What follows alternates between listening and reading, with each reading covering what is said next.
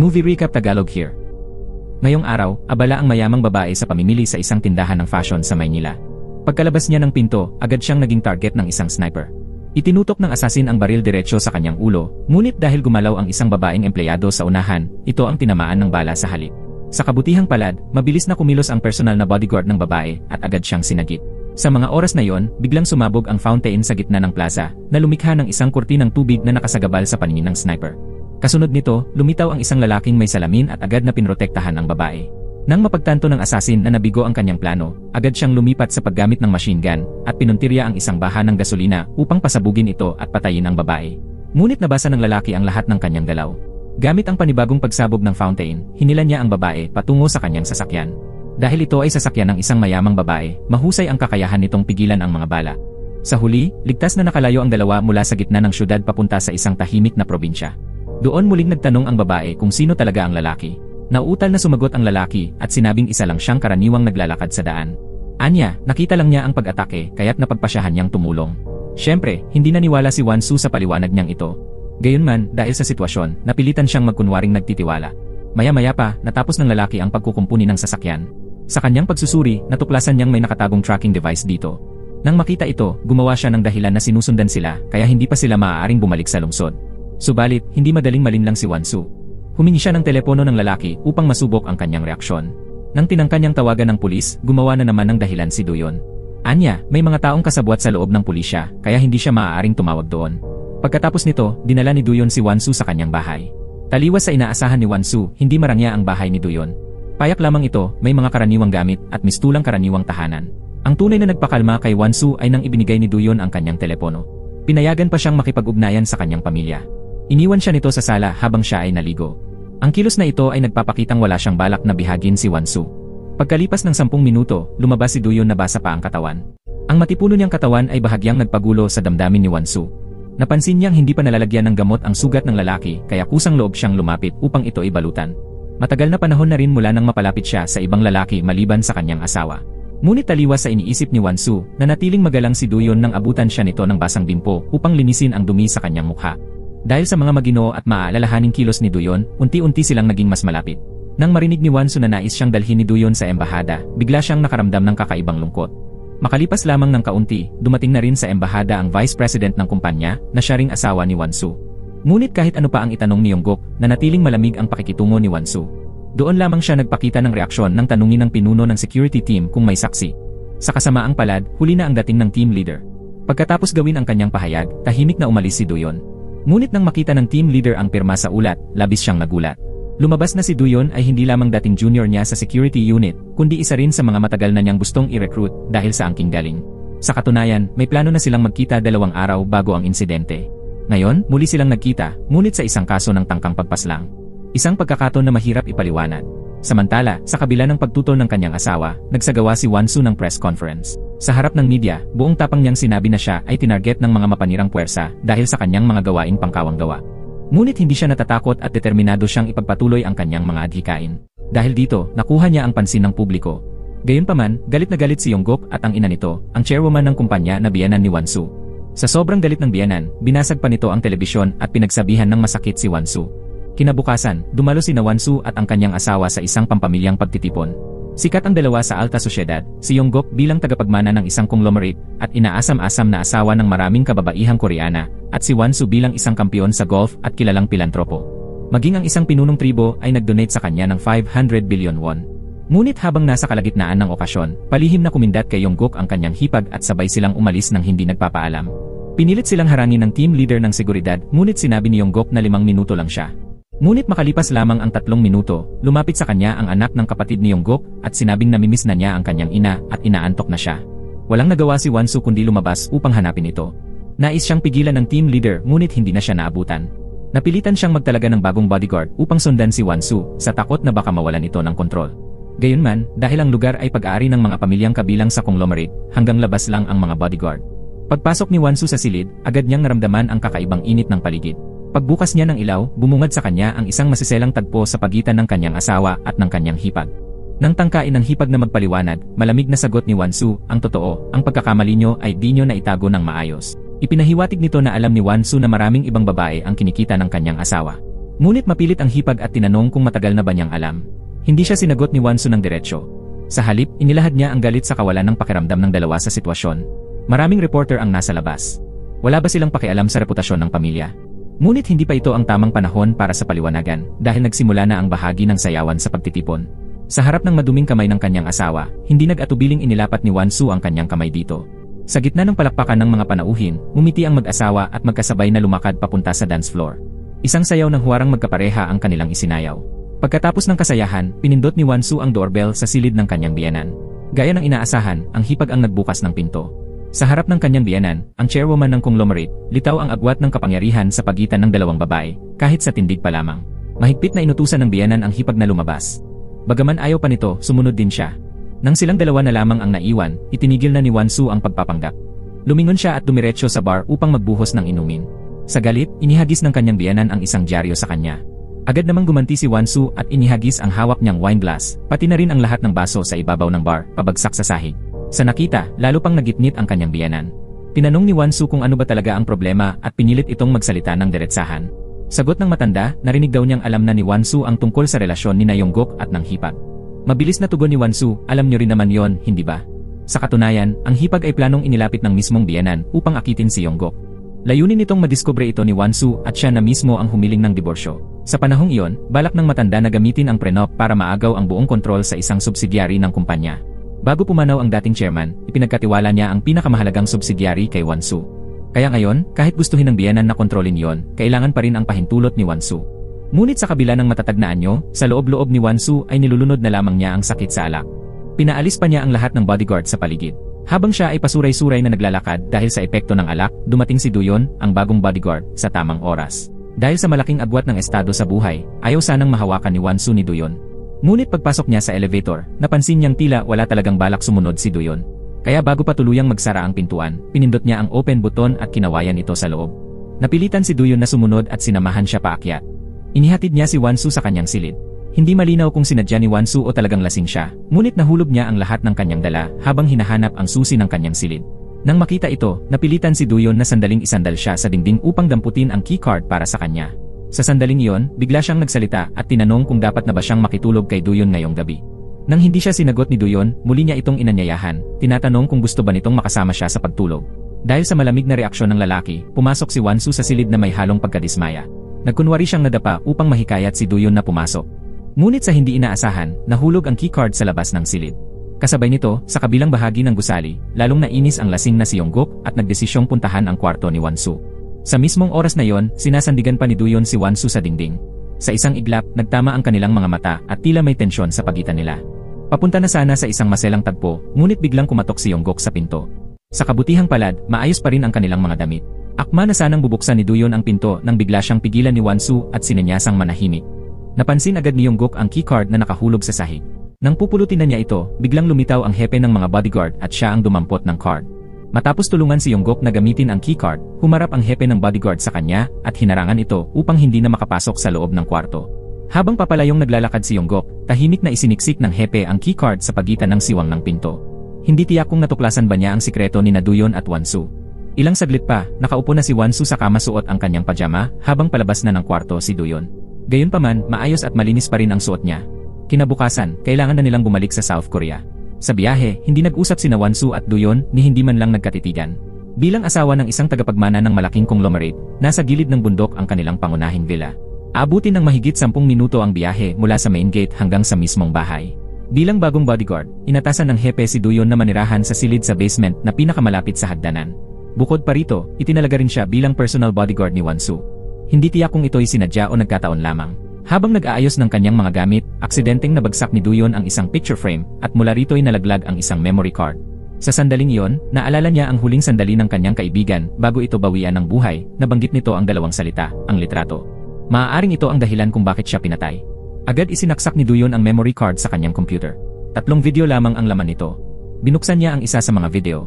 Iyon ay kuha ng CCTV mula sa mismong estate. Nang i-fast forward niya ang video, may lumabas na isang lalaki. Siya ang dating chairman ng conglomerate. Noon pa man, may mga katanungan na sa tunay na dahilan ng pagkamatay ng chairman. Kaya naman pinatay ang kaibigan ni Duyon dahil sa video na ito. Samantala, matapos matuklasan ang pagtataksil ng asawa, nanatiling kalmado si Wansu sa muling pagkikita nila ng kabit ng kanyang asawa.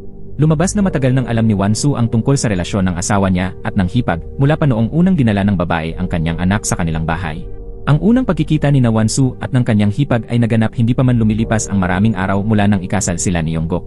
Simula noon, kinailangan ni Wansu tiisin ang lahat at ipanganak ang anak nila ni Yonggok. Kung hindi lang sana namatay ang kanilang anak sa isang aksidente habang nag-iiski, marahil ay hindi lumayo ang loob nila sa isa't isa. Ngunit mababa ang naging pagtingin ni Wansu sa determinasyon ng kanyang hipag na agawin ang kanyang pwesto. Hindi lamang nabigo si Wansu na kumbinsihin ang hipag na manirahan sa ibang bansa, kundi natuklasan pa niya ang isang napakalaking sikreto. Tinanong siya ng hipag kung alam ba niya kung bakit siya pinakasalan ni Yonggok. Dahil nagkakilala sila ni Yonggok habang gumagawa ng mga gawaing pangkawanggawa, inakala ni Wansu na umibig sila sa isa't isa sa unang pagkikita pa lang. Ngunit ibinunyag ng hipag na sa panahong iyon, bukod sa kanya, may isa pang kasintahan si Yonggok at kilala pa ito ng publiko. Ngunit namatay ang babaeng iyon dahil sa drug overdose. Kaya't napilitan si Yonggok na pumunta sa Afrika upang ligawan si Wansu, na kilala noon bilang Angel of Charity, upang muling mabuo ang kanyang reputasyon. Ang ikinagulat ng hipag ay ang tila walang anumang reaksyon ni Wansu matapos marinig ang lahat ng iyon, ni hindi siya nagulat o nagpakita ng pagkabigla. Muli siyang tinanong ng hipag kung balak ba niyang makipaghiwalay.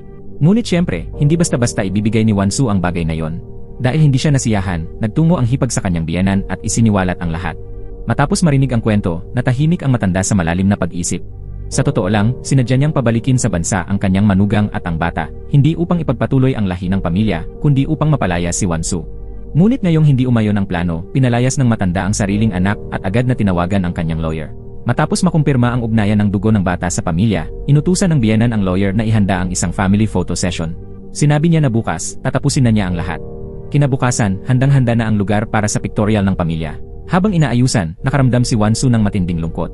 Wala ni isa mang taong makakatulong sa kanya. Sa mga oras na yon, ang tanging kailangan niya ay isang taong mapaglalabasan ng kanyang nararamdaman. Pagdating niya sa lugar ng pictorial, nakita niya ang batang nakaupo sa isang upuan at agad niyang naunawaan ang sitwasyon. Nais ng biyenan niyang kilalanin bilang opisyal na miyembro ng pamilya ang kanyang hipag at ang anak nito.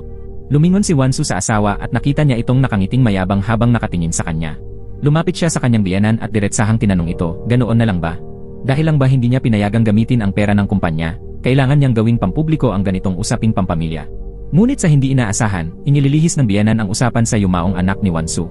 Anya, si Wansu raw mismo ang pumili na huwag ipaalam sa publiko ang pagkamatay ng kanilang anak at sa halip ay pinalabas nitong nasa ibang bansa lamang ito at nag-aaral. Kaya ngayon, ayon sa matanda, panahon na raw para palitan ito. Sa mga salitang iyon, nakaramdam si Wansu ng matinding pagkasuklam. Gusto ng biyenan na kilalanin ng mga ninuno ang bata. Higit pa rito, gusto niyang si Wansu mismo ang tumayong ina nito. Ano man ang mangyari, kailangang ituloy ang pictorial ng pamilya ngayong araw. Walang magawa si Wansu kundi umupo sa harap ng kamera, dala ang matinding lungkot sa kanyang mukha. Ang lalong nagpatibay sa kanyang loob na lumaban ay nang ilipat ng kanyang biyenan ang bata sa dating silid ng kanyang yumaong anak. Iniutos pa ng matanda sa kasambahay na itapon ang lahat ng bagay na ginamit ng kanyang anak. Bagamat gusto lamang ni Wansu na mapag-isa, binalot siya ng sakit at galit kaya't nagmaneho siya ng mabilis. Pagkalabas niya ng bahay, muntik na siyang makaaksidente.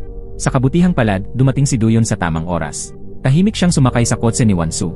Kahit ilang beses siyang pinalalabas ng babae, nagkunwari siyang walang naririnig. Tungkulin niyang protektahan si Wansu. Iginiit naman ni Wansu na gusto lamang niyang mapag-isa. Sinabi ni Duyon na pwede namang magkunwari si Wansu na wala siya roon, na siya lang ang naroon. Masasabi mong lampas na ang ugnayan nila sa karaniwang amo at bodyguard.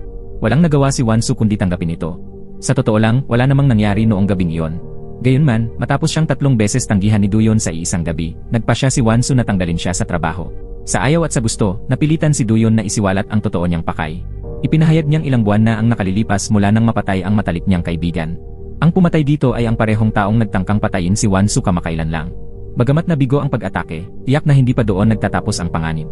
Kaya pinili ni Duyon na protektahan si Wansu, hindi lang dahil sa tungkulin, kundi para na rin sa paghihiganti. Sinabi niya kay Wansu na mula ngayon, manatili ito sa kanyang tabi. Siya ang magproprotekta sa kanya. At ngayon, tinutupad ni Duyon ang kanyang pangako. Ngunit nang makita niyang nililinis ni Wansu ang buhangin sa kanyang mga paa, bigla siyang lumuhod at pinunasan ito gamit ang kanyang panyo. 1 kilos na malinaw na lumagpas sa hangganan. Kaya nang makabawi ng sarili si Wansu, agad niya itong pinaalalahanan na manatili sa kanyang papel bilang bodyguard. Sa araw ding iyon, hindi na muling bumalik si Wansu sa bahay ng kanyang mga biyenan, kundi nagtungo sa isang villa sa kabundukan. Ngunit pagkaparada pa lang ng sasakyan, nakita nilang nasa loob na si Yonggok. Sa sandaling iyon, napansin na rin ni Yonggok ang pagiging malapit ng dalawa. Kaya pagkapasok ni Wansu sa bahay, laking gulat niya nang biglang sabihin ni Yonggok na gusto nitong magkaanak silang muli. Ipinahayag pa nito na mahal daw niya si Wansu.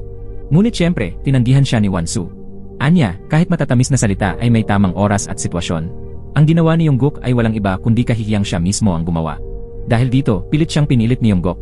Nang makita ito ni Doyon, agad siyang sumugod at pinigil si Yongguk. Isang hakbang na labag sa patakaran dahil si Yongguk ay vice president ng kanilang korporasyon. Isa lamang si Doyon na bodyguard. Wala siyang karapatang makialam sa sigalot ng mag-asawa. Sa kabutihang palad, agad na nagsalita si Wan-su at sinabing gusto na niyang umalis. Dahil dito, naiwasan ni Doyon na masaktan ni Yongguk. Ngunit pagkatapos ng insidenteng iyon, hayagang ipinakita ni Yongguk ang kanyang selos kay Doyon. Dahil wala nang ibang mapuntahan, napilitan si Wan-su na bumalik sa bahay ng kanyang mga biyenan. Matapos ang isang gabi ng malalim na pag-iisip, tuluyan na siyang nagpasya. Nais niyang ipakalat ang chismis na may ibang babae si Yongguk at mayroon na rin itong 10 taong gulang na anak. Kinabukasan, nadiskubre ng biyenan ni Wan-su na si Doyon ay isang malakas na katunggali matapos nilang magharap sa judo. Ito ang unang pagkakataon na natalo siya ng ibang tao. Noon pa man, kahit gaano pa kalakas ang isang kabataang lalaki, hindi ito tumatagal sa kanya kahit isang atake. Isa kasi ang kanyang biyenan sa mga pinakamahusay sa judo sa buong South Korea, kaya't ikinagulat ng lahat ng bodyguard ang pagkatalo niya. Hindi inaasahan na sa halip na magalit, ngumiti pa ang chairwoman at kinawayan si Doyon palapit.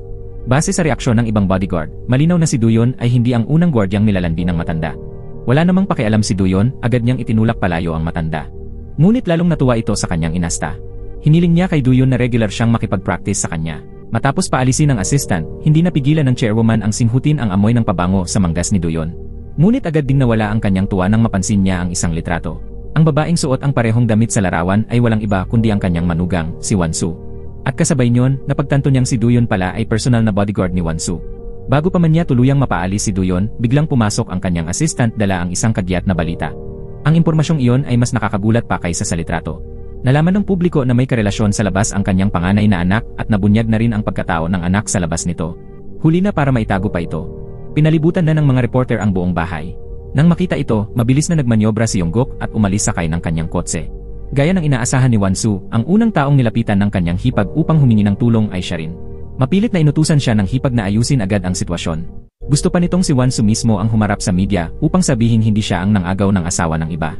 Ngunit habang nagsasalita ang hipag, nanatiling walang interes sa pag-uusap si Wan-su.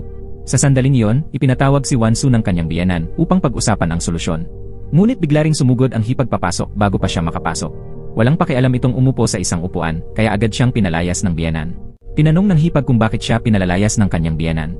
Bago siya tuluyang umalis, pinayuhan pa niya ang biyenan na hayaan si Wan-su na magsagawa ng press conference. Matapos mapaalis ang hipag, pinayuhan sila ng lawyer na manatiling tahimik. Anya, ang paglipas ng panahon ay maaaring magpalabo ng lahat ng bagay. Ngunit hindi papayag si Wan-su na hayaan silang isakatuparan ang kanilang plano. Pinalaganap niya ang balitang ito, hindi lang dahil nais ng kanyang biyenan na kilalanin ang bata bilang bahagi ng pamilya, kundi dahil nais din itong si Wan-su ang maging ina ng bata. Kaya pagkalabas pa lamang ni Wan-su mula sa silid ng kanyang biyenan, inutusan na niya agad ang kanyang assistant na ayusin ang isang press conference. Itinakda ito para sa kinabukasan. Subalit, ang assistant ay isa rin palang tauhan ng kanyang biyenan. Kinabukasan, habang nakaupo na ang lahat ng mga reporter, dinala ng biyenan si Wan-su sa isang pagtitipon ng mga kilalang personalidad. Sa kabutihang palad, naihanda na ng bodyguard ang lahat. Nang nagpaalam si Wan-su na pupunta sa banyo, agad siyang isinama ni Doyon sa lugar ng press conference. Kasabay nito, nalaman ng kanyang biyenan na wala na si Wan-su sa kinaroroonan. Agad niyang binuksan ang TV, at laking gulat niya nang makita si Wan-su na sinasagot ang mga tanong tungkol sa mga kumakalat na chismis. Mariing itinanggi ni Wan-su ang mga chismis at sinabing hindi ito totoo. Agad itong lumikha ng ingay sa buong bulwagan. Karamihan sa mga reporter ay naniwalang nagsisinungaling siya. Ngunit pagkatapos ng sumunod na pahayag ni Wan-su, bigla silang natahimik. Ipinaliwanag ni Wan-su na ang batang pinag-uusapan ng lahat ay anak pala ng kanyang yumaong biyenan. Anak ito ng dating chairman, isang taong kilala ng lahat. Nang makita ng kanyang biyenan ang balita, labis siyang nagalit. Samantala, natuwa naman ang kanyang asawa sa kinalabasan. Ngunit ang tunay na nawalan sa pangyayaring ito ay ang kanyang hipag. Bagamat may mababang IQ, agad niyang napagtanto na naging kabit pala siya ng isang 70 anyos na lalaki, at ang kanyang biyenan ay siya na ngayong nasa kalagayan ni Wan-su noon. Pagbalik nila sa bahay, hindi pinansin ni Wan-su ang mga tangka ng kanyang hipag na ipakita ang sarili. Sa halip, diretsyo niya itong dinala sa hanay ng mga silid. Mahigpit na sinabi ni Wan-su na mula ngayon, ang galaw ng hipag ay limitado lamang sa kwartong iyon. Hindi siya pinapayagang makisalo sa kainan ng pamilya. Ito ay upang maunawaan ng hipag ang tunay niyang kalagayan sa bahay. Bagamat waring nakamit na ni Wan-su ang ganap na tagumpay, labis naman ang sakit na dinadala niya sa kanyang kalooban. Sa kabutihang palad, laging sumusunod sa kanya si Doyon sa tuwing siya'y tumatakbo sa labas. Sa pagkakataong iyon, ibinuhos ni Wan-su ang kanyang damdamin. Lumabas na ang dahilan kung bakit ayaw niyang makipagdiborsyo ay hindi dahil sa pagkakabit sa kayamanan ng kanyang asawa. Bago mamatay ang dating chairman, ipinakiusap nito kay Wan-su na ilagay ang kanyang fingerprint sa isang tablet. Nagmakaawa itong magtiis si Wansu hanggat dumating ang panahon na maaari na niyang gamitin ang fingerprint na yon. Sa panahong iyon, anuman ang mangyari, hindi dapat makipagdiborsyo si Wansu. Gayunpaman, hindi sinabi ng dating chairman kung kailan niya maaaring gamitin ang fingerprint na yon. Dahil sa paggalang sa pangakong ibinigay niya sa namayapa, pinili ni Wansu na manatili sa kasal. Matapos maibuhos ang nilalaman ng kanyang puso, gumaan ang pakiramdam ni Wansu. Ngunit nang ipatawag siya ng kanyang biyenan, muli siyang nabalot ng matinding lungkot. Tinanong siya ng biyenan kung alam ba niyang ang kanyang ina ay nakakulong sa isang hindi matatag na mental hospital. Isang hiwalay na silid ito, malinaw na ang tanging maaaring gumawa nito ay ang kanyang kapatid. Ngunit alam niyang ang utos ay galing mismo sa kanyang biyenan. Kinabukasan, sa gabay ng kanyang kapatid, pumunta si Wansu sa isang ospital sa bundok. Mukhang ang kanyang ina lang ang pasyente roon. May 3 nurse at 3 gwardyang nakatalaga sa kanya. Habang papalapit si Wansu sa silid ng kanyang ina, nanatili sa labas ang kanyang bodyguard. Ngunit sa sandaling pumasok siya sa silid, napasigaw siya ng ubod lakas. Sa kabila ng kahirapan sa buhay, pinilit ng kanyang ina na matutong mag-golf si Wansu. Upang makasali ang anak sa mga kompetisyon sa Estados Unidos, nangutang pa ito ng malalaking halaga na may napakataas na interes. Dahil dito, mag-isang nagtungo si Wansu sa ibang bansa. Pagkalipas ng 10 taon, naging kilala siya sa mundo ng golf. Ngunit sa mismong araw ng pagtanggap niya ng premyong salapi, kasama ang kanyang assistant, hinarap siya ng mga taga-singil ng utang. Nakulong ang kanyang ina dahil sa mga utang mula sa pagsusugal. Lubhang nalugmok si Wansu. Sa loob ng 10 taon, hindi bababa sa 10 bilyong won ang kinita niya, ngunit nawaldas lahat ng kanyang ina sa pagsusugal. Matapos bayaran ang mga utang gamit ang kanyang premyo, pinutol na ni Wansu ang ugnayan sa ina at nangakong idodonate na lang niya ang lahat ng kikitain sa hinaharap. Hanggang sa masangkot sa iskandalo ang kanyang asawa. Kinailangan nitong pumunta sa Africa upang habulin siya. Kilala noon si Wansu bilang Angel of Charity at sinamantala ito ni Yonggok upang muling linisin ang kanyang pangalan. Ngunit hindi papayag ang kanyang makapangyarihang biyenan na magkaroon si Wansu ng anumang bahid dungis. Palihim itong nakipagsabuatan sa kapatid ni Wansu upang ipasok sa isang delikadong mental hospital ang kanyang ina. Ngayon nasa bingit ng kamatayan ang kanyang ina, kaya ibinunyag ng biyenan ang kinaroroonan nito. Pagkarating ni Wansu sa ospital, patay na ang kanyang ina. Sinasadya ng kanyang biyenan na mag-ayos ng isang mahalagang pulong sa negosyo kinabukasan upang hindi makadalo si Wansu sa burol ng kanyang ina. Nang tutulan ito ni Wansu, tahasan siyang tinakot ng kanyang biyenan. Kapag pumalpak ang deal, ipapasok siya ng palihim sa parehong lugar kung saan ikinulong ang kanyang ina. Matapos marinig ito, napilitan si Wansu na magkompromiso. Kaya habang kinukrema ng kanyang kapatid ang labi ng kanilang ina, si Wansu ay nakaupo sa isang mamahaling hotel kasama ang kanyang biyenan, nagpapanggap sa harap ng ama ng bayaw ng kanyang nakababatang hipag. Sanay nang lumaban sa kahirapan si Wansu kaya't hindi siya madaling pasukuin. Nang hapon ding iyon, nagtungo siya sa tirahan ni Duyon at nakiusap na samahan siya sa libing ng kanyang ina. Dahil sa bulag na pagmamahal, sinuway ni Duyon ang pagbabawal ng chairman, tinanggal pa niya ang tracking device ng kotse at iminungkahing patayin ang kanyang telepono. Pagkaalis nila sa villa, agad nagkagulo ang buong angkan at nagsimula ang paghahanap sa kanilang dalawa. Pumunta sina Wansu at Duyon sa dati nilang tahanan upang sariwain ang nakaraan. Sa pagkakataong iyon, niyakap ni Duyon si Wansu. Naabutan at nakuhanan ng litrato ang tagpong iyon at agad itong ipinadala sa kanyang biyenan. Kahit hindi sila nagpalipas ng gabi sa labas, pagbalik nila sa villa, agad sinabi ng gwardiya kay Duyon na ipinapatawag siya ng chairman. Alam ni Duyon na may kasalanan siya, ngunit wala na siyang magagawa. Pagkapasok ni Wansu at Duyon, agad siyang binugbog ni Yonggok at ipinag-utos sa team leader na tanggalin si Duyon. Pagkasabi nito, hinarap niya si Wansu at, nang hindi ito tumugon, lalo pa siyang nagalit.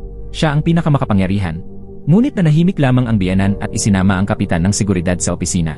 Alam niyang tututol si Wansu sa pagpapatalsik kay Duyon, kaya inutusan niya ang kapitan na sundin kung anuman ang gustuhin ni Wansu. Ganoon katuso ang pinuno ng pamilya. Upang mapanatili si Duyon, sinampal pa ng biyenan si Yonggok. Pero ang totoo, layunin niyang itulak sina Wansu at Duyon sa hangganan upang mapahiya si Wansu at tuluyang mapalaya sa pamilya. Gayunman, hindi niya ito maaaring sabihin kay Yonggok. Sa halip, gumawa siya ng kwento na kulang daw sa kumpiyansa ang kanyang anak at natatakot sa bodyguard na agawin ang kanyang asawa. Inutusan niya ang team leader na humingi ng paumanhin kay Duyon sa ngalan ni Yonggok. Ngunit si Wansu ay marunong makisama sa ilalim ng pamumuno ng kanyang biyenan habang pinamumunuan ang pinakamahalagang korporasyon, kaya tiyak, hindi siya basta-basta naapi. Kinabukasan, 2 tawag lang ang ginawa ni Wansu at matagumpay niyang naisagawa ang isang ad para sa cosmetics. Nang ipalabas ang commercial sa TV, agad siyang pinuntahan ng kanyang hipag at bayaw upang tanungin kung sinadya ba niya yon. Ang totoo, ang hapunan na inorganisa ng biyenan noong araw na iyon kasama ang ama ng bayaw ay para pag-usapan ang paglulunsad ng bagong linya ng produkto sa kosmetiko. Ngunit isang araw bago ang opisyal na paglulunsad, inagaw ng commercial ni Wansu ang atensyon ng publiko. Hinakot nito ang lahat ng consumer at nagdulot ng pagkalugi ng daan-daang bilyong won sa kumpanya ng ama ng bayaw. Sa sandaling iyon, dumating si Yonggok. Opisyal nang nagsimula ang labanan sa kapangyarihan. Tinanong ng bayaw si Wansu kung bakit niya yon ginawa. Nang tinawag siya ng bayaw na parang kapantay, agad pumasok si Yonggok upang ipagtanggol si Wansu. Sa kabila ng kaguluhan sa kanyang personal na buhay, hindi ipinakita ni Yongguk na siya ay duwag sa pagharap sa mga isyong ito. Ang pagtatanggol niya kay Wonsu ay labis na ikinainis ng kanyang hipag. Agad nitong ibinunyag ang isang lihim ng kanilang mayamang angkan. Lumabas na siya pala ang orihinal na nakatakdang mapangasawa ni Yongguk. Ngunit dahil sa iskandalo nito, napilitan siyang pakasalan ang nakababatang kapatid ni Yongguk. Ito ang naging daan upang makapasok ang kanilang pamilya sa mundo ng mga mayayaman. Samantala, ang sikreto namang kasintahan ng nakababatang kapatid ay gusto ring maging manugang ng mayamang pamilya. Kaya't nanganak siya ng anak ni Yongguk. Hanggang doon lang ang ugnayan nila. Kung isasama rin ang relasyon ng biyenan, lumabas na ang nakababatang kapatid ay kanyang anak sa labas sa isang lawyer. Matagal nang alam ni Yongguk ang tungkol sa relasyong ito ng kanyang ina. Nang makita ng biyenan na halos mag-away na ang magkapatid dahil kay Wonsu, labis siyang nagalit. Kinabukasan, matapos gawin ni Wonsu ang kanyang gawaing kawanggawa, sinundan siya ng napakaraming drone.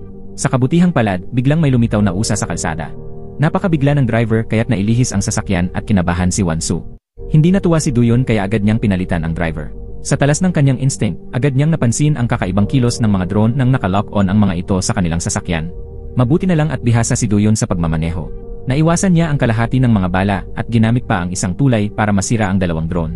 Gayunman, sa sobrang tutok niya sa panganib mula sa ere, hindi niya napansin ang banta mula sa gilid at ilalim ng sasakyan. Bigla na lang silang inatake. Sa sandaling iyon, ang babaeng assassin, na hindi iba kundi ang pinagkakatiwalaang bodyguard ng chairman ng conglomerate, ay huminto na sa pagkontrol. Upang masigurong patay si Wonsu, lumapit siya upang tingnan ang loob ng sasakyan. Matapos makumpirmang walang malay ang lahat, mahinahon siyang umalis. Ngunit habang papalayo siya, biglang nagkamalay si Duyon. Sa kabila ng kanyang mga sugat, dali-dali siyang nagtungo sa likurang bahagi upang iligtas si Wonsu. Sa huling segundo bago sumabog ang sasakyan, niyakap niya ito para protektahan, ngunit tinamaan ng mga pira-pirasong bakal ang kanyang likod kaya nawalan siya ng malay sa ibabaw ni Wonsu. Sa kabutihang palad, hindi malalim ang tumamang metal shard at hindi nito nasugatan ang alinmang laman loob. Ngunit ang babaeng bodyguard na nasa itaas ng gusali ay nasaksihan ang buong pangyayari. Isang bagong plano ng pagpaslang ang nabuo sa kanyang isipan. Nang makita niyang isinugod si Duyon sa ICU, palihim siyang sumunod.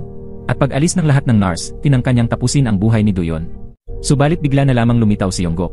Ngunit nakatuon lamang ang tingin nito kay Duyon, waring hindi man lang niya napansin ang babaeng bodyguard. Magkahalo ang damdamin ni Yongguk habang nakatitig sa lalaking 2 beses nang nagligtas sa buhay ng kanyang asawa. Hindi niya maiwasang makaramdam ng selos sa pagiging malapit ng dalawa.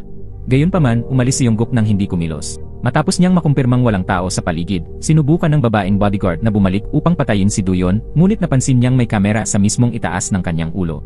Dahil dito, napilitan siyang pansamantalang isuko ang kanyang plano. Samantala, inimbitahan ng hepe ng pulisya sa Mountain Villa ng conglomerate. Ang sumalubong sa kanya ay si Attorney Han, ang kasintahan ng biyenan ni Wonsu. Ngunit kabaliktaran ng masayang mukha na inaasahan ni Attorney Han sa nangyaring aksidente kay Wonsu, galit na galit ang chairwoman. Nagingit-ngit siya dahil may isang tao na lumampas sa kanyang kapangyarihan. Inutusan niya ang hepe ng pulisya na agad hulihin ang salarin at tiniyak na kahit ano pa ang gastusin, kailangang mapatawan ito ng parusang kamatayan. Subalit si Attorney Han mismo ang naghatid sa hepe ng pulisya palabas.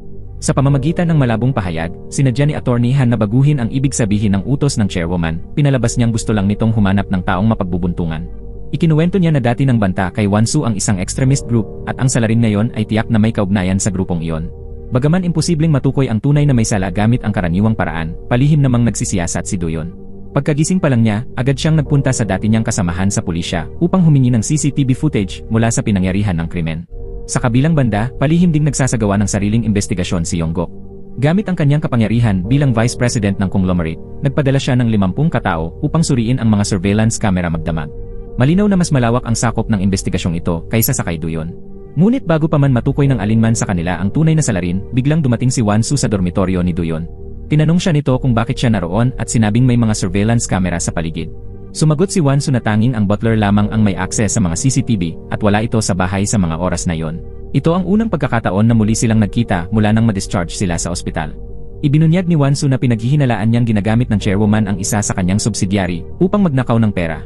Kaya naman, humingi siya ng tulong kay Duyon upang makuha ang mga lihim na dokumento mula kay Attorney Han. Sa mga kilos nila, malinaw na mas naging malapit ang ugnayan nila matapos ang mga kamakailang pangyayari. Kinabukasan, sa pamamagitan ng surveillance cameras, nakumpirma ni Duyon na wala si Attorney Han sa kanyang bahay. Pumunta siya roon, ngunit wala siyang alam sa code ng pinto.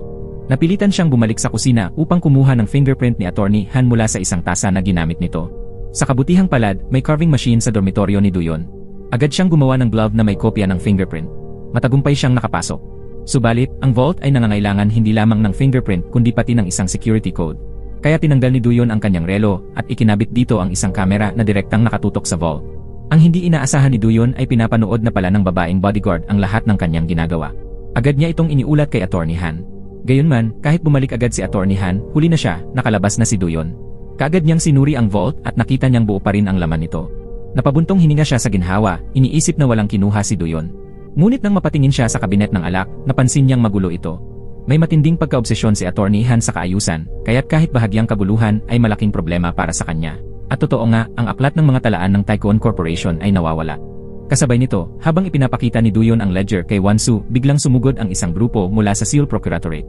May dala pa silang search warrant na nagpapakitang may nagplano talaga ng paninira. Wala mang butas ang opisyal na accounting ng conglomerate, sinadya ni Duyon na dalhin ang sikreto at tagong talaang iyon doon. Kapag nakuha ito ng prosecutor's office, tiyak na ang pamilya ni Wan-Su ang pagbubuntunan ng sisi. Ilang sandali pa, kumilos na si Attorney Han. Naglabas siya ng huwad na ebidensya tungkol sa umano'y relasyon ni Wan-Su at Duyon, kaya't napunta si Wan-Su sa alanganin. Pagkatapos, pinagsalita niya ang chairwoman na nagsabing wala siyang pakialam kung nagtaksil man si Wan-Su sa kanyang anak dahil nauunawaan niya ito bilang isang babae.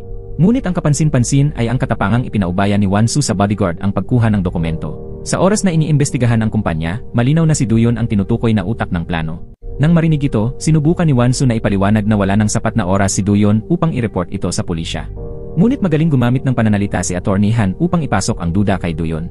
Tinanong niya si Wan-Su kung tunay ba nitong pinagkakatiwalaan si Duyon at pinayuhan siyang mag-ingat sa maaaring patibong nito.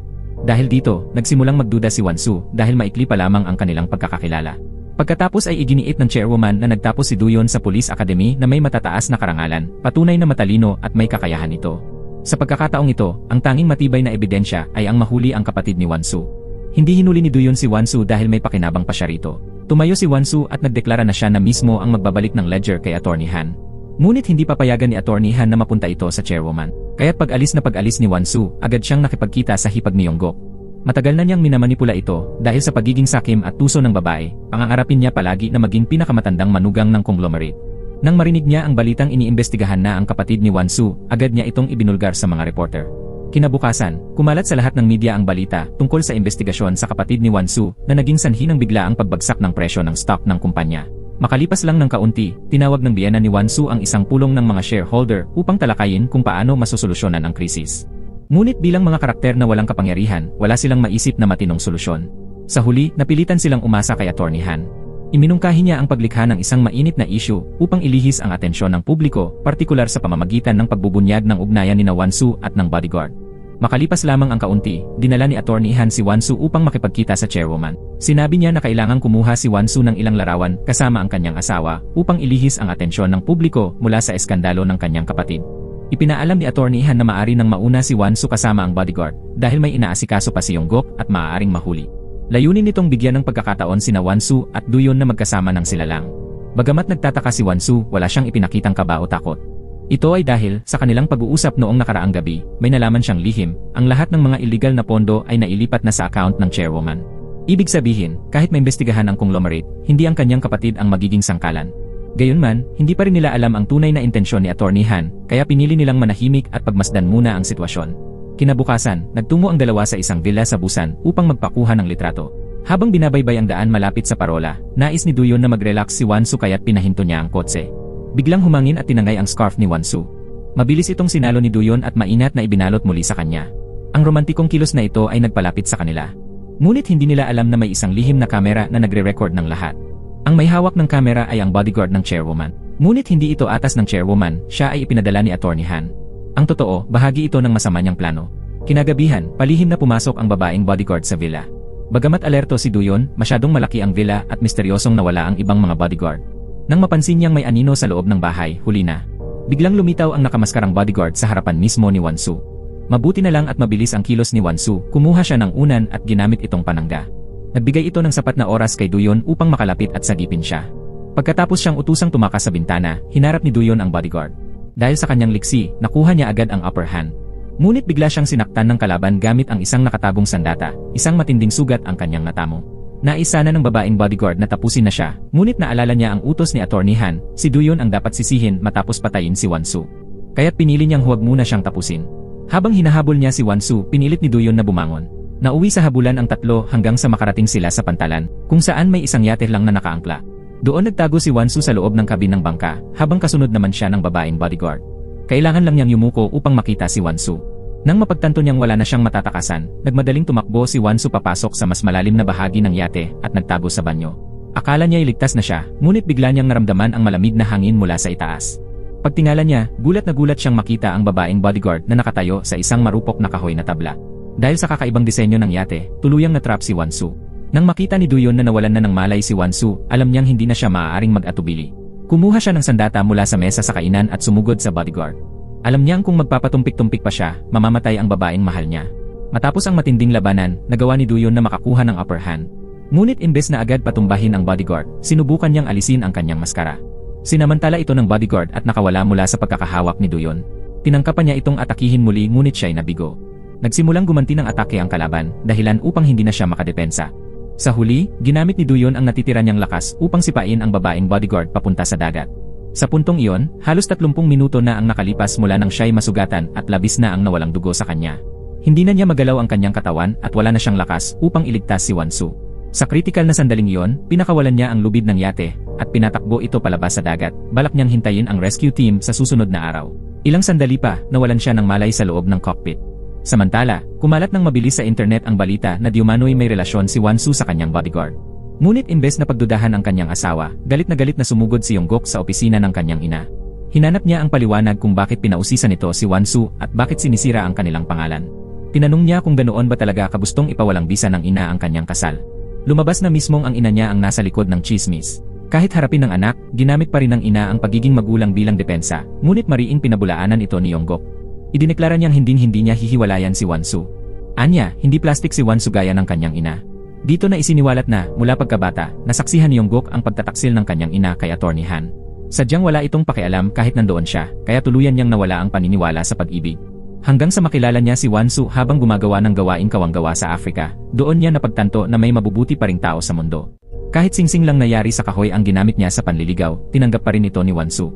Ngunit dahil sa isang pagkakamaling nagawa niya, nawala ang kanilang anak bago pa ito isilang. Simula noon, naging malamig at malayo si Wansu sa kanya. Gayunpaman, tahimik siyang nanatili sa tabi nito. Sa tuwing nahihirapan si Wansu, siya ang unang nag-aalala.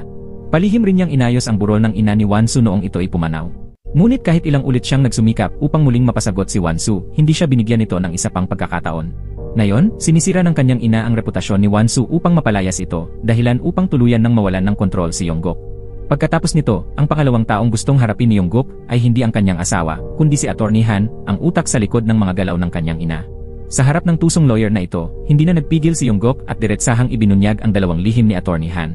Ang unang lihim, hindi totoong inatake sa puso ang kanyang ama habang nasa isang maselang tagpo, tulad ng kumalat na chismis. Ang totoo'y pinapatay ito ng isang taong inupahan ni Attorney Han. Ang pangalawang lihim, ang lahat ng ginagawa ni Attorney Han ay paghahanda upang ang sarili niyang anak, na kapatid sa ama ni Yonggok, ang magmana ng buong kumpanya. Sa sandaling iyon, napagtanto ni Attorney Han na ang tunay na panganib ay hindi si Wansu kundi si Yonggok, na matagal nang nagkukunwaring walang alam. Ngunit huli na ang lahat dahil may hangganan din ang pasensya ni Yonggok. Kapag sinaktan ng babaeng mahal niya, titiyakin niyang magdurusa ang may gawa at ang kanilang buhay ay magiging isang impyerno. Tinanong ni Yonggok si Attorney Han kung alam ba nito kung bakit ganoon na lamang kamuhian ng kanyang ina ang sariling anak ni Attorney Han. Ito ay dahil itinuring lang ng kanyang ina si Attorney Han bilang isang tagasilbi. Para sa kanya, ang magkaanak sa isang katulong ay isang malaking kahihiyan. Pagkarinig nito, sinampal ni Attorney Han si Yonggok. Ngunit hindi nagalit si Yonggok. Para sa kanilang pamilya, ang pananakit ay tanda ng kahinaan. Isa itong hakbang na ginagawa lamang ng mga bigo. Hindi doon nagtapos si Yonggok. Ibinunyag din niyang alam ng kanyang nakababatang kapatid ang lihim ni Attorney Han at ang relasyon nito sa kanilang ina. Batid ng kapatid niya kung sino talaga ang kanyang ama, ngunit tinatrato pa rin ito si Attorney Han bilang isang ordinaryong katulong. Ang mga salitang ito ni Yonggok ay tila matalim na kutsilyong tumusok sa puso ni Attorney Han. Bago siya umalis, mariing binalaan niya ito, maging si Attorney Han o ang kanyang anak, kapag sinaktan pa muli si Wansu, walang sinuman sa kanila ang makakaligtas. Anuman ang dahilan, ipinasya na ni Yonggok na tuluyan silang alisin. Matapos harapin ang mga nasa likod ng lahat, nagtungo si Yonggok sa wine cellar kung saan nakatali si Duyon. Sinabi ni Yonggok na nais niyang harapin si Duyon ng patas. Ngunit pagkalabas pa lang ng hepe ng seguridad, agad niyang itinutok ang baril kay Duyon. Tinanong niya kung hanggang saan na ang relasyon ni Duyon at ni Wansu. Bilang isang lalaki, halatang lubos siyang nababahala sa ugnayan ng kanyang asawa at ng bodyguard. Ngunit sa ekspresyon ni Duyon, agad na naunawaan ni Yonggok na wala pa namang nangyaring mali sa pagitan ng dalawa. Gayunpaman, kahit wala pa silang ginawang masama, hindi pa rin papayag si Yonggok na masaktan si Wansu. Kaya ang sumunod niyang tanong ay tungkol sa tunay na layunin ni Duyon kung bakit ito lumalapit kay Wansu. Dahil tapat si Duyon, inamin niyang nilapitan niya si Wansu upang imbestigahan ang taong pumatay sa kanyang kaibigan, na siya ring taong nagtangkang paslangin si Wansu. Mariin sinabi ni Yongguk na si Wansu ay babae niya. Ang tanging tungkulin ni Duyon ay protektahan ito ng buong puso. Biglang lumitaw si Wansu at tinanong kung ano ang ginagawa ni Yongguk. Ang totoo, wala talagang balak si Yongguk na patayin si Duyon. Dahil sa kabila ng lahat, ilang beses nang iniligtas ni Duyon si Wansu. Ang higit na ikinagulat ni Yongguk ay ang naging reaksyon ni Wansu. Nang bantaan ng baril si Duyon, ang una niyang ginawa ay protektahan ito. Pagkatapos ay inamin ni Wansu na unti-unti na siyang nagkakagusto kay Duyon. Gayunpaman, matatag niyang sinabi na hindi siya minamahal pabalik ni Duyon. Sa narinig na yon, nakiusap si Yongguk sa kanyang asawa na mag-isip ng maayos, paalalang si Duyon ay lumapit lamang sa kanya upang maghiganti para sa kanyang kaibigan. Ang naging kilos ni Wansu ay nagdulot ng pagkadama ng kawalan ng katarungan kay Yongguk. Ngunit bihira ngang maging patas ang pag-ibig. Ang tanging naging ginhawa ni Yongguk ay ang pagtitiyak ni Wansu na ni minsan, hindi niya pinaghinalaan ang kanyang asawa na may kinalaman sa tangkang pagpatay sa kanya. Alam niyang hindi kailanman siya sasaktan ni Yongguk. Dahil sa munting tiwalang iyon mula sa kanyang asawa, unti-unting nawala ang galit ni Yongguk. Ang pananalig ni Wansu sa kanya ang pinakamahalagang bagay sa buhay niya. Ang pagyakap nilang dalawa, matapos ang 5 taong pagkakalayo, ay nagdulot sa kanya ng init at kaaliwan. 2 araw na lang ang natitira bago basahin ang huling habilin ng dating chairman. Bago ito pumanaw, palihim siyang nagtungo sa ibang bansa upang ihanda ang testamento na itinakdang ilalabas sa mismong ika-70 niyang kaarawan, buhay man siya o patay. Habang hinihintay ang araw ng pagbabasa ng testamento, ginawa ni Attorney Han ang lahat upang makipag-ugnayan sa lawyer na siyang gumawa ng huling habilin. Gumamit man siya ng pananakot o panunuhol, wala ring nangyari, hindi natinag ang lawyer. Sa araw ng pagbabasa ng testamento, ang unang dumating ay ang bunsong anak at ang asawa nito, na siya ring tunay na anak ni Attorney Han. Sumunod sina Attorney Han, ang panganay na anak at ang asawa nito. Mistulang parusa kay Attorney Han ang anunsyo ng lawyer na babasahin niya ang buong testamento sa English. Tinanong niya kung may nangangailangan ng pagsasalin. Agad namang sumagot ang chairman sa matatas na English na nauunawaan naman ng lahat ang wikang iyon kaya hindi na kailangan ng salin. Ngunit sa hindi inaasahang sandali, biglang lumipat ang lawyer sa pagsasalita sa wikang Koreano. Ang bahagyang katahimikan ay napalitan ng tensyon nang lumabas ang nilalaman ng testamento. Una, isiniwalat ang lihim na pamana na umaabot sa 18 trillion won. Ang benepisyaryo ng yaman ay walang iba kundi ang isang charity fund na ipinangalan kay Wansu. Ang pera ay nakadeposito sa UBS Bank sa Switzerland at tanging si Wansu lamang ang maaaring mag-withdraw nito gamit ang personal na lagda. Makalipas ang rebelasyong iyon, lumabas naman ang isang ledger na naglalaman ng lahat ng illegal na pondo na konektado sa kasalukuyang chairman ng conglomerate. Nang matanggap ito ni Attorney Han, agad siyang tumawag sa pulisya at iniutos sa bodyguard ng chairman na paslangin ang kapatid ni Wansu. Ngunit hindi inaasahan ni Han na naitala ni Duyon ang buong pangyayari sa video. Sinaksak din ni Duyon sa likod ang babaeng bodyguard. Bagamat nakatakas ito, agad na bumalik si Duyon sa kanilang bahay upang sundan siya. Nagdala pa siya ng stun gun. Dahil siya ang personal na bodyguard ng chairman, malinaw na sanay siya sa pakikipaglaban. Ngunit malubha ang sugat sa kanyang likod kaya't humina ang kanyang lakas. Pagkatapos lamang ng 2 salpukan, naipitin siya ni Duyon sa isang pinto at pinunit ang kanyang damit upang tingnan ang sugat. Nang makumpirma ni Duyon na siya nga ang assassin, hindi na siya nagdalawang isip at tinamaan ito ng malakas sa ulo, dahilan upang mawalan ito ng lakas at hindi na makalaban. Samantala, inaresto ng pulisya ang chairman dahil sa kasong embezzlement. Habang pinapanood ang pangyayari, nakatayo lang sa gilid si Attorney Han, pilit na itinatago ang kanyang kasiyahan. Ngunit napakabilis ng mga pangyayari. Bago pa man siya makapagdiwang, nakita niyang inaaresto rin ng mga pulis ang babaeng bodyguard. Natakot si Attorney Han na baka isiwalat nito na siya ang utak sa lahat ng kabuluhan, kaya't dali-dali siyang nagtungo sa likod ng bahay at hinukay ang isang kahong bakal na nakabaon sa lupa. Sa loob nito ay mayroong gold bar na ginamit ng bunsong anak upang patayin ang dating chairman. Hindi lamang dugo ng dating chairman ang nasa gold bar na yon, kundi pati ang mga fingerprint ng anak ni Attorney Han. Dinala ni Attorney Han ang ebidensyang ito sa istasyon ng pulisya upang harapin ang chairman. Galit ang chairman at sinabing matagal na siyang naghihintay, nagtatanong kung bakit ang tagal niyang dumating. Sa harap ng reklamo ng chairman, hindi nagsalita si Attorney Han. Sa halip, inilapag niya ang gold bar sa lamesa. Walang kahihiyang sinabi niyang ito ang ebidensyang nagpapatunay na pinatay ng bunsong anak ang sariling ama. Kung ayaw ng chairman na makulong ang anak, kailangan niyang aminin siya ang nag-utos sa pagpatay sa kapatid ni Wansu. Sa ilang maikling pangungusap, lumabas ang nakakagulat na mga revelasyon na hindi agad makapaniwala ang chairman. Doon niya napagtanto na ang taong ilang beses nagtangkang ipapatay si Wansu, nagtago ng katotohanan tungkol sa pagkamatay ng kanyang asawa, at nagplano ng mga paratang upang siya ay makulong, ay walang iba kundi si Attorney Han. At sa kabila ng lahat, nagkaanak pa siya sa lalaki. Nagtanong ang chairman kung nababaliw na ba ito. Ngunit kalmadong sumagot si Attorney Han, gusto ba talaga niyang ipagsigawan sa mundo ang kanilang relasyon? Gusto ba niyang malaman ng lahat na nagkaanak siya sa isang lingkod? Ang mga salitang iyon ang tuluyang sumira sa pagkatao ng chairman. Para protektahan ang kanyang anak at panatilihin ang kanyang dignidad, sa huli, buong kababang loob niyang inamin ang kasalanan ng pag-utos sa pagpatay. Kasabay nito, hinila ni Yongguk ang asawa ng kanyang nakababatang kapatid papasok sa isang silid. Hindi siya nagsalita, bagkus ay binuksan niya ang 2 safe. Sa loob ay maraming gold bars at mga bond papers. Sinabi ni Yongguk na lahat ng ito ay para sa kanyang hipag. Simple lang daw ang layunin nito, ang makapag-asawa ng mayaman at mamuhay sa karangyaan. Ngunit sa harap ng napakalaking kayamanan, hindi niya malaman kung ano ang mararamdaman. Ang 100 billion won ay kumakatawan sa perang naipon ni Yongguk sa loob ng maraming taon. Ito na ang lahat ng kanyang ari-arian sa kasalukuyan. Sa pagbibigay niya nito sa hipag, nais niyang tiyaking alagaan nito ng mabuti ang kanyang anak. Ipinahiwatig din ni Yongguk na inaasahan na niya ang posibleng kapahamakan. Nang tanungin siya ng hipag kung hindi ba niya ito itinuturing na hindi makatarungan, inamin ni Yongguk na bagamat may panghihinayang siya, ganoon talaga ang realidad. Sa parehong oras, pinipilit naman ng asawa ang nakababatang kapatid ni Yongguk na makipaghiwalay. Hindi lang dahil sa pagkakaaresto ng ina ng chairman, kundi dahil tapos na ang gamit niya. Ginamit din niya ang yaman ng pamilya ng asawa upang bumili ng maraming shares ng kumpanya. Pero hindi rin basta-basta ang nakababatang kapatid ni Yongguk. Pinunit niya ang mga papeles ng diborsyo sa harap ng lahat at idineklarang kukunin niya ang mana sa araw na yon. Pagkasabi nito, agad siyang nagmaneho papunta sa villa. Pagdating niya roon, pinaalis niya ang lahat ng katulong. Pagkatapos ay bumaba siya sa basement upang kunin ang isang hunting rifle. Sa sandaling iyon, nakita ni Attorney Han ang pag-alis ng mga katulong. Agad niyang tinawagan ang butler at nalaman niyang nawawala na sa sarili ang kanyang anak.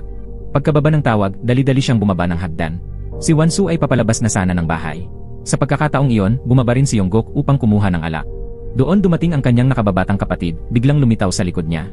Papalabas na si Wansu nang bigla siyang makarinig ng putok ng baril. Sa kabutihang palad, tumama lamang ito sa pader. Dumating si Attorney Han sa eksaktong sandali ring iyon. Ngunit hindi natakot si Yongguk. Naiplano na niya ang lahat para singilin si Attorney Han at ang anak nito sa lahat ng kanilang kasalanan. Ito rin ang huling bagay na gusto niyang gawin para kay Wansu.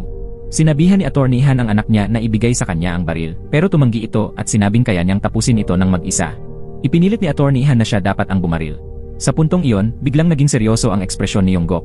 Tinitigan niya si Attorney Han ng may lalim. Alam niya kung gaano ito kalupit, isang taong walang pag-aalinlangang pumatay. Samantalang ang kanyang kapatid ay hindi na matino ang isip. Ayaw ni Yongguk na malagay sa panganib si Wansu. Nang pumasok si Wansu sa loob ng villa, hawak na ng kapatid niya ang baril. Ilang saglit pa, isang putok ang muling umalingaw at ikinagulat ng lahat. Tinamaan si Yongguk sa kaliwang bahagi ng dibdib at alam niyang hindi na siya mabubuhay. Pero pinilit pa rin niyang tumayo. Nais niyang akuin ng kapatid ang pananagutan sa kanyang ginawa. Nang makita ito ni Wansu, agad siyang tumakbo palapit at tinawag si Yongguk. Ang malambing na pagtawag ng kanyang asawa ang nagbigay kay Yongguk ng saya. 5 taon na ang lumipas mula nang huli niya itong marinig, mula pa nang pumanaw ang kanilang anak. Gayunman, iyon ay sandali lamang ng kalinawan bago ang kamatayan. Matapos humingi ng tawad, hindi na muling nagkamalay si Yongguk. Nang makita ito, agad inutusan ni Attorney Han ang kanyang anak na burahin ang kuha ng surveillance camera at mabilis na umalis sa villa. Pagkatapos, tinawagan niya ang pulisya at nilinis ang mga fingerprints sa baril, sa layuning isisi kay Wansu ang lahat. Ngunit nang dumating ang mga pulis, natuklasan nilang nakalock ang gate ng villa, patunay na nasa loob pa rin ang anak ni Attorney Han. Pagdating ni Duyon, agad siyang sinabihan ni Wansu na ang salarin ay ang kanyang nakababatang bayaw. Agad na mobilisa ang lahat ng katulong sa villa upang hanapin ang anak ni Attorney Han. Ang unang nakapansin ng kahina-hinalang bagay ay si Duyon dahil iyon ang silid ng babaeng bodyguard. Bago siya madakip, naiwan niyang bukas ang aparador, at totoo nga, ang nagtatago sa loob ay ang anak ni Attorney Han. Sinabi ni Duyon na kailangang mapanatili ang gunpowder sa mga kamay ng lalaki, kaya't inutusan niya ang staff na kumuha ng 2 nylon bags. Ang ganitong uri ng shotgun, kapag pinaputok, ay nag-iwan ng pulbura sa kamay, isang mahalagang ebidensyang ginagamit upang matukoy ang salarin. Ayon naman sa kuha ng surveillance camera sa labas ng villa, nang pumutok ang baril, si Wansu ay nasa pintuan, kaya imposibleng siya ang bumaril. Dahil dito, pinalaya si Wansu at inaresto ang anak ni Attorney Han. Gayunman, nanatiling ligtas ang tunay na utak ng lahat, si Attorney Han. Walang ebidensyang mag-ugnay sa kanya sa iligal na pondo ng korporasyon o sa tangkang pagpatay kay Wansu. At dahil wala ni isa sa mga lehitimong tagapagmana ng korporasyon ang maaaring pumalit, si Attorney Han ang ibinoto ng mga shareholders bilang bagong chairman. Mayabang na hinarap ni Attorney Han si Duyon at tinanong kung ano ang magagawa niya. Sinagot siya ni Duyon ng, hintayin mo na lang. Ang dahilan ng kumpiyansa ni Duyon ay dahil pagkatapos mamatay ang nakatatandang kapatid ni Wansu, ipinasa sa kanya ng nakababatang kapatid ang isang USB. Sinabing naglalaman ito ng ebidensya ng pamimigay ng dokumento ni Attorney Han. Ngunit ang ganitong klase ng ebidensya ay hindi tinatanggap sa korte. Kaya palihim na pumasok si Duyon sa bahay ni Attorney Han at inilagay ang USB sa kanyang safe, saka inireport ito sa pulisya. Sa kasamaang palad, dahil hindi alam ang password, kinailangan ng pulisya na kunin ang buong safe. At kahapon lamang nila ito nabuksan at nakuha ang USB. Dahil dito, bago pa man makapagdiwang si Attorney Han sa kanyang bagong posisyon bilang chairman, dumating ang pulis at inaresto siya dahil sa pagmeke ng dokumento. Sinimulan na rin ang investigasyon ukol sa pananaksak ng babaeng bodyguard, batay sa mga bagong ebidensya. Simula noon, lahat ng may sala ay humarap sa batas. Subalit hindi magiging mahaba ang sentensya ni Attorney Han. Samantala, ginamit ng biyanan ni Wansu ang kanyang pansamantalang paglaya upang dalawin ang bunsong anak sa kulungan. Sinabi niyang nakita niya ang gold bar at binalaan itong huwag magtiwala kay Attorney Han dahil tiyak na isa yung sandata. Agad na unawaan ng bunsong anak kung paano nalaman ng kanyang ina ang lahat ng nangyayari. Ikinuwento ng ina kung paano siya pinilit ni Attorney Han na naging dahilan upang tuluyang mawala ang tiwala ng bunsong anak sa kanyang tunay na ama. Kinabukasan, habang nagbabasa si Attorney Han sa bakuran, bigla siyang nilapitan ng kanyang anak. Bagamat sinakal siya ng anak, gusto pa rin itong makumpirma kung totoo ang sinabi ng kanyang ina. Dahil tumagal ang kanilang pagtatalo, dumating sa oras ang mga pulis upang paghiwalayin sila. Ngayon, may isang anak na puno ng puot sa loob ng kulungan at tiyak na magiging mapait ang mga susunod na araw para kay Attorney Han. Ang tanong na lamang ay kung makakayanan pa ba niyang mabuhay hanggang sa kanyang paglaya. Samantala, isinumite ni Duyon ang kanyang pagbibitiw kay Wan Su. Pagkat natupad na niya ang dahilan ng kanyang pagdating doon. Higit pa riyan, hanggang sa huli ay pinrotektahan pa rin siya ni Yonggok. Napagtanto ni Duyon na kailanman ay hindi sila magkakaroon ng kinabukasan ni Wan Su. Kaya't sa huli, naghiwalay silang dalawa sa maayos na paraan. At dito nagtatapos ang pelikula. Maraming salamat sa panonood. Hanggang sa muli, paalam.